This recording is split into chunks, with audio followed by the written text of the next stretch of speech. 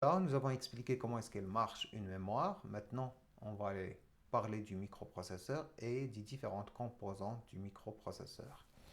On va par la suite expliquer c'est quoi l'UAL, le FPU, le L1 cache de données, les bus, les différents bus qui existent, l'horloge, le L2 cache, l'unité de contrôle, l'unité d'instruction, les registres, le L1 cache instruction et l'unité de gestion des entrées-sorties. On commence par l'horloge. C'est elle qui cadence le rythme du processeur grâce à un cristal de quartz qui, soumis à un courant électrique, envoie des impulsions appelées top qui permettent à l'ensemble des composantes de se synchroniser. Donc, ce quartz-là, ce qu'il fait, c'est que si il y a du courant, il va donner des tops d'une façon vraiment précise. Plusieurs tops en une seconde. La fréquence de l'horloge, elle est en Hertz, appelée également cycle. Entre deux tops, c'est un cycle. C'est là qu'on va exécuter une instruction. On voit ici un cycle. Ici, il y a le rise time, donc c'est là que ça monte. Et ça descend après. Et d'ici jusqu'ici, c'est un cycle. C'est comme si on commence les instructions et ici, on s'arrête. Après ça, on commence les instructions et après, on s'arrête. C'est pour synchroniser toutes les instructions.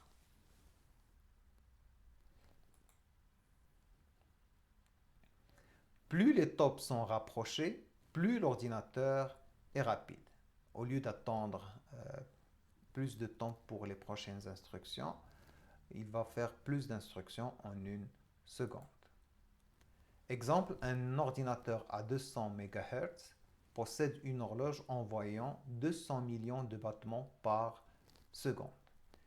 Et les CPU maintenant, ils sont à des gigahertz. Vous pouvez faire le calcul.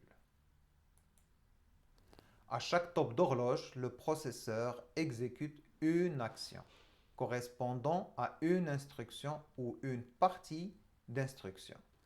Donc dans un top, il va faire une instruction. Si l'instruction elle nécessite plus, il va la diviser sur plusieurs cycles. L'indicateur appelé CPI, cycle par instruction, permet de représenter le nombre moyen de cycles d'horloge nécessaires à l'exécution d'une instruction sur un microprocesseur. Il y a des instructions qui nécessitent plus qu'un cycle et d'autres qui nécessitent un seul cycle. Donc, on fait la somme, on calcule. Donc, la moyenne, c'est le CPI. Alors, si on prend une horloge et on l'ajoute à la bascule RS qu'on avait déjà expliqué, on va maintenant avoir une bascule RST. Donc, la clock qui vient ici, clock c'est horloge, elle vient ici et elle se branche au RS. Et comme ça, donc, quand l'horloge est à 1, donc quand elle donne le top, c'est là qu'on va faire le calcul et on va mesurer Q au prochain top d'horloge. C'est ce qui va donner le QT plus 1. On avait déjà vu c'est quoi les circuits logiques séquentiels. Donc on a la notion de temps. Avant, dans le schéma, il n'y avait pas de clock, donc ce n'était pas vraiment compréhensible quand est-ce que je vais venir voir c'est quoi la valeur de Q. Maintenant, avec la clock, c'est évident. Donc pour un top, je vais commencer les modifications. Dans le prochain clock, je vais venir et c'est le QT plus 1. Lorsque le signal de commande CLK est à 1, la bascule répond aux commandes R et S. Et quand il est à 0, même s'il y a quelque chose dans R et S, donc on s'arrête, on ne fait rien. Lorsque le signal de la commande CLK est à 0, la bascule est bloquée. La sortie Q est indépendante des éventuels changements de R et S. Donc on ne vient pas chercher qu'est-ce qu'il y a dans Q. Donc c'est au prochain top qu'on va venir voir qu'est-ce qu'il y a dans Q.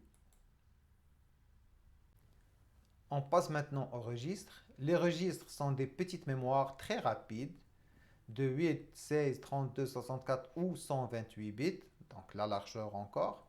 Un processeur peut en posséder une dizaine à plusieurs centaines, ça dépend du microprocesseur. Les principaux sont, et là il faut faire attention aux différents registres, on doit savoir qu'est-ce qu'ils font, surtout ce que je vais présenter maintenant. L'accumulateur, le ACC, il stocke les résultats des opérations arithmétiques et logiques. Il est dans l'UAL et quand je fais des calculs, j'ai des résultats, je peux les stocker en attendant. Le compteur ordinal ou program counter, donc vous allez trouver soit CO, soit PC, c'est la même chose, c'est juste en anglais. Donc il contient l'adresse de la prochaine instruction à traiter. Donc lui, il est dans l'unité de contrôle. C'est lui qui nous dit c'est quoi l'instruction qu'on va faire par la suite. Le pointeur de pile, il sert à stocker l'adresse du sommet des piles qui sont des structures de données généralement utilisées pour gérer des appels de sous-programmes. Quand on va voir comment appeler un programme, et dans un programme appelé un sous-programme, donc l'exécution va s'arrêter, je vais aller exécuter d'autres instructions. Quand je vais revenir, je vais continuer où je me suis arrêté. Donc pour ça, on utilise des piles. C'est quoi des piles? Regardez-le comme un tableau. Il y a des informations qui vont entrer, la première, la deuxième, la troisième, et je garde l'adresse du sommet. Comme ça, quand je vais prendre une information, je prends toujours du top. C'est ce qu'on appelle une pile. Toujours dans les registres, maintenant le registre d'instruction, le IR, toujours dans l'unité de contrôle, il contient l'instruction en cours de traitement, pas la prochaine comme le CO, mais celle qui est en cours d'exécution. Le registre d'état, le PSW, il stocke des indicateurs sur l'état du système. Vous avez fait une division par exemple et vous avez un dépassement, vous avez divisé par 0. Il y a une flag qui va être dans le registre d'état pour dire attention, il y a une division par 0. Donc différentes informations sur l'état du système. Le registre tampon, buffer, tout ce qu'il fait, c'est stocker temporairement une donnée. On avait expliqué le cas par exemple du clavier, mais ici, nous avons dans le CPU un registre où on peut envoyer une information, elle va juste attendre là-bas jusqu'à ce qu'on l'utilise. Maintenant, on passe à la mémoire cache. C'est une mémoire plus rapide que la RAM qui permet de stocker les données de la RAM qui risquent d'être utilisées par le processeur. Dans la RAM, je peux avoir des instructions comme des données. Donc dans la mémoire cache, j'ai aussi une mémoire cache pour les instructions, une mémoire cache pour les données et j'ai plusieurs niveaux de cache. Elles sont plus rapides que la mémoire par rapport à la composition physique et aussi parce qu'ils sont dans le microprocesseur. Des blocs de données sont donc copiés dans le cache pour accélérer l'exécution en évitant plusieurs copies de la mémoire. Pour éviter des allers-retours à la mémoire, on peut prendre des blocs d'informations et pas juste ce qu'on en a besoin et on les met dans le cache. Comme ça, si on a besoin de l'information, on va la trouver juste à côté. Les blocs de données à copier de la mémoire et à effacer du cache sont prédits par des algorithmes appelés cache algorithmes. Voilà. Qu'est-ce qui fait que je vais choisir ces données que je vais mettre dans le cache ou c'est ces données que je vais enlever du cache. Donc nous avons des algorithmes pour ça qui s'appellent cache algorithmes. Ils sont généralement basés sur parfois les valeurs qui sont proches des valeurs qu'on a déjà prises. C'est comme on trie un tableau par exemple. J'ai pris la première valeur et je vais prendre ceux qui sont à côté parce que je sais que je vais trier, donc je sais que je vais accéder aux prochaines cases du même tableau. Généralement, les données adjacentes, voilà ceux qui sont proches, dans la mémoire, à celles utilisées par le CPU, remplacent celles qui ont été le moins utilisées lors des dernières instructions. Donc, c'est ceux que je n'ai pas vraiment utilisés, c'est ceux que je vais enlever du cache. Les ordinateurs récents possèdent plusieurs niveaux de mémoire cache. On peut avoir le L1 premier niveau intégré directement dans le processeur. Et il y a aussi le L1 instruction, donc il y a juste des instructions. Et le L1 données où il y a juste des données. Les deux, on les cherche de la mémoire bien sûr. Nous avons le L2 second niveau situé au niveau du boîtier contenant le processeur. Donc le boîtier du processeur. Elle s'intercale entre le processeur avec son cache interne et la RAM. Troisième niveau, autrefois situé au niveau de la carte mère, elle est aujourd'hui intégrée directement dans le CPU. Un peu plus loin du L2, mais il est dans le CPU aussi. Et on passe maintenant aux différents bus. Comme vous voyez ici dans le microprocesseur, nous avons la mémoire et nous avons des périphériques d'entrée-sortie et ils communiquent tous ensemble à travers la carte mère, oui, mais à travers ce qu'on appelle des bus. Donc nous avons un bus de contrôle, un bus de données et un bus d'adresse. Donc c'est ce qu'on va expliquer tout de suite. Le bus de données permet la circulation des données et des instructions des programmes entre un processeur et la mémoire. Donc dans le bus de données, je vais voir juste les données qui vont circuler et aussi des instructions. Ils vont passer par le bus de données. Généralement, et pour des raisons de simplicité, on fait correspondre la taille des mots du bus avec celle du processeur. Donc si je traite 32 bits à la fois, le bus, je vais choisir un bus de 32 bits, je vais envoyer les 32 bits à la fois. Le bus d'adresse maintenant, il permet de désigner à chaque instant la case mémoire ou le périphérique auquel le contrôleur veut faire appel. On a vu tout à l'heure que on active et on voit sur le décodeur donc ces informations pour accéder à une cellule mémoire, ça va passer par le bus d'adresse. Le bus de commande, il permet d'effectuer des requêtes sur le bus et de contrôler le type de l'opération. La taille des deux bus, celui d'adresse et de données, définit la capacité de la RAM. Combien est-ce qu'on peut utiliser de mémoire dans une machine? On dit que ça dépend de la capacité de la machine.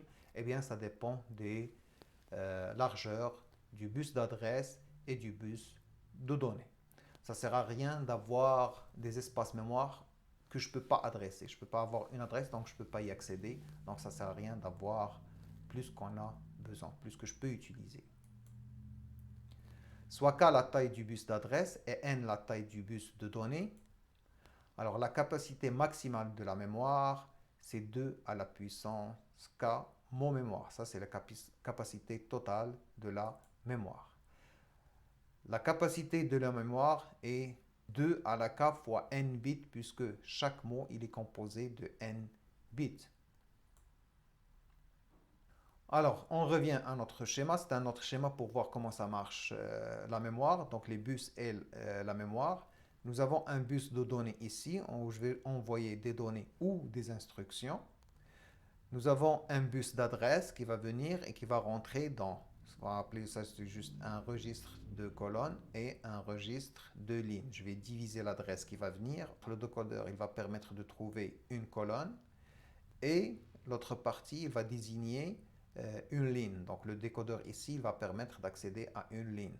Avec la colonne et la ligne qui sont sélectionnées, je peux trouver c'est quelle case.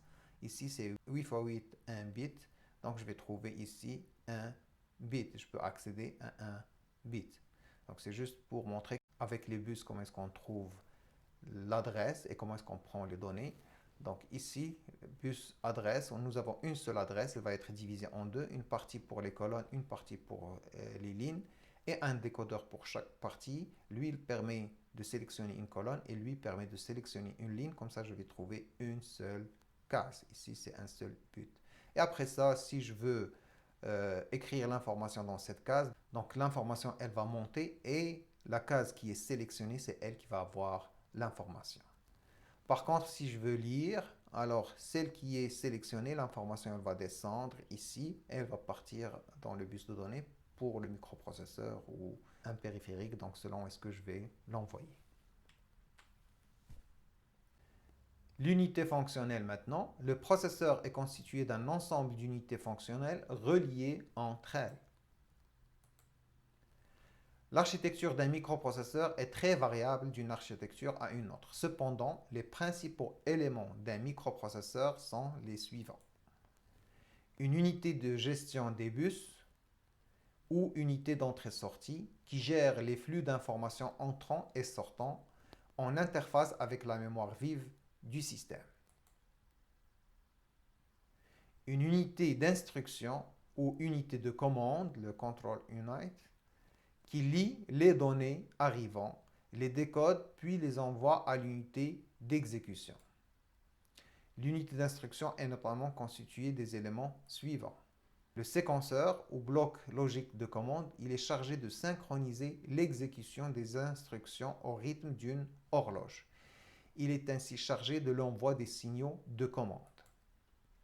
Le compteur ordinal contenant l'adresse de l'instruction en cours d'exécution ou la suivante, il s'incrémente automatiquement à la fin d'une instruction pour passer à la suivante jusqu'à la fin du programme. Pourquoi ou la suivante? Parce qu'il contient la prochaine. Une fois qu'on arrive, il va contenir la suivante. Une fois qu'on termine une, il s'incrémente, il va contenir la suivante et ainsi de suite. Registre d'instruction, il permet quant à lui de stocker l'instruction en cours de traitement, toujours celle qu'on est en train de traiter. La pipeline est une technologie visant à accélérer l'exécution des instructions en parallélisant des étapes. On va en parler dans la prochaine séance. L'unité fonctionnelle, une unité d'exécution ou unité de traitement qui accomplit les tâches que lui a données l'unité d'instruction. L'unité d'exécution est notamment composée des éléments suivants. L'unité arithmétique et logique, l'UAL, qui assure les fonctions basiques de calcul arithmétique et les opérations logiques, les et, les ou, etc. L'unité de virgule flottante, qui accomplit les calculs complexes non entiers que ne peut réaliser l'unité arithmétique et logique. Le registre d'état, il est composé de plusieurs bits appelés drapeaux, des flags, servant à stocker des informations concernant les résultats de la dernière instruction exécutée. Est-ce que c'est bien passé? Est-ce qu'il y a eu des problèmes? Est-ce qu'il y a un dépassage? C'est ça les informations qui sont stockées ici. Le registre accumulateur sert à stocker les données traitées par l'UAL. Et maintenant, on va comprendre toutes ces notions qu'on vient de dire. On va essayer de les comprendre sur ce petit schéma du CPU. Après, on va avoir des exemples. On va avoir un exemple concret où il y a plusieurs instructions. Alors, dans la mémoire, nous avons lancé un programme. Donc, ce programme, il est divisé en deux parties dans la mémoire, la partie instruction et la partie données. Ce qui nous importe ici, c'est la partie instruction. Donc, le ICO au début, quand on a lancé le programme, il va contenir l'adresse de la première instruction. Supposons que c'est 000, donc il va contenir 000. Ce 000, elle va descendre au bus d'adresse. Donc, le bus d'adresse, comme il a une adresse, on lui a donné une adresse, il va permettre d'accéder en lecture. Donc, l'unité de commande, il va dire accède et en lecture à cette adresse. Il va aller dans l'adresse, donc il va trouver l'instruction. Cette instruction, elle va venir dans le bus de données et l'instruction en cours, on va la mettre dans le registre d'instruction. Là, elle va être ici, elle va être logée ici. Après ça, il va monter dans le décodeur et les séquenceurs qui travaillent avec une horloge pour donner les commandes adéquates. Si c'est une opération arithmétique, donc lui, il va intervenir, donc l'opération va être faite dans l'UAL ici, où il y a l'accumulateur, donc c'est ça l'UAL. Et ça dépend, est-ce que c'est une opération unaire où il y a une seule opérande ou binaire où il y a deux opérandes. Donc on va aller chercher ces opérandes dans la mémoire. Donc ça c'est l'unité d'exécution où il y a l'accumulateur, le registre d'état, est-ce que l'instruction s'est bien passée. Donc ça c'est l'UAL. Et l'unité d'instruction, c'est ici que je vais prendre l'instruction que je vais exécuter, je vais la décoder et je vais envoyer les commandes nécessaires. Et bien sûr ici c'est pour savoir c'est quoi la prochaine instruction que je vais exécuter et le bus d'adresse permet d'aller chercher cette instruction dans la mémoire. On va expliquer un peu plus en détail avec un schéma plus général où il y a la mémoire juste après. Maintenant, je vais parler quand on a une instruction, comment est-ce qu'on l'exécute. Donc, il faut d'abord chercher l'instruction. C'est le fetch, donc recherche d'instruction. Après, je vais chercher ces opérandes. Par exemple, si c'est une addition, il me faut la première opérande et la deuxième opérande, et après ça, je peux faire l'addition. Après ça, je vais exécuter, je vais calculer cette somme, et après ça, je vais écrire le résultat quelque part, et je vais aller chercher la prochaine instruction. Alors, je viens d'expliquer les phases d'exécution des instructions. Ils étaient sur 4 étapes. On peut un peu plus les détailler sur 5 étapes en ajoutant une étape même. Donc, ce que vous allez trouver peut-être, c'est des étapes qui s'appellent le LI. Donc, sachez que le LI, c'est juste lecture d'instruction, c'est le fetch. Le DI, qui est le décodage de l'instruction. Le EX, qui est exécution de l'instruction. Et là, le même, accès mémoire, c'est là où on va aller écrire dans la mémoire ou juste lire de la mémoire. Et la dernière étape, c'est l'étape de ER, c'est l'écriture du résultat. Donc, ce qu'on a calculé, ce qu'on a traité, le résultat final, on va l'écrire.